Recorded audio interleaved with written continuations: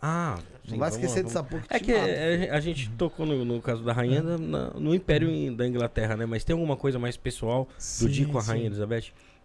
O Di, ele foi muito próximo da rainha durante um período, assim, né? Ele, ele fez, na época, antes da rainha Elizabeth I assumir o trono, quem estava no poder era a rainha Mary, né? E ele fez um horóscopo na época dizendo que o reinado da rainha Mary seria curto e que o da a rainha Elizabeth assumiria e o dela seria um reinado longo. E aí por isso ele entrou até ele foi processado, né, por heresia, por uma série de coisas. Ele teve que se defender tudo.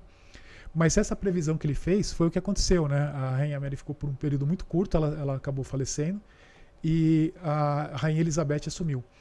Quando ela assumiu, a data da posse dela foi calculado astrologicamente pelo Di. E o Di passou a ser muito próximo dela. Pera aí, mas vamos lá.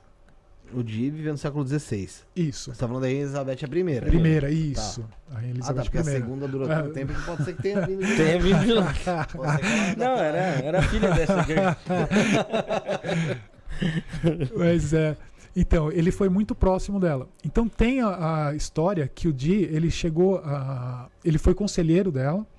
E ele tem uma história que ele foi um espião dela.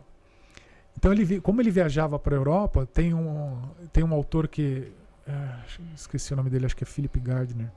Ele diz o seguinte, que o Di escrevia para a rainha Elizabeth, eu tenho também até essa imagem aí, Olha que legal, ele tem a imagem Aí, aí. aonde ele assinava as cartas para a rainha com duas bolinhas, um tracinho por cima, fazendo como se fosse 007. Vai lá nas primeiras páginas. revelando coisas do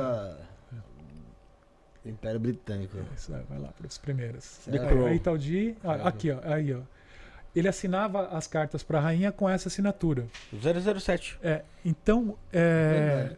acredita-se que o Ian Fleming criou o personagem 007 por conta do John Dee.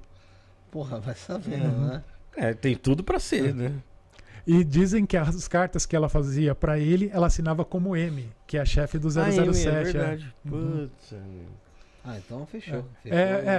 A gente não sabe se isso é verdade ou não, mas a lenda é É essa. uma referência que. Legal, aí, ó. Pra quem não conhece o John Dee, esse é o nosso amiguinho aí.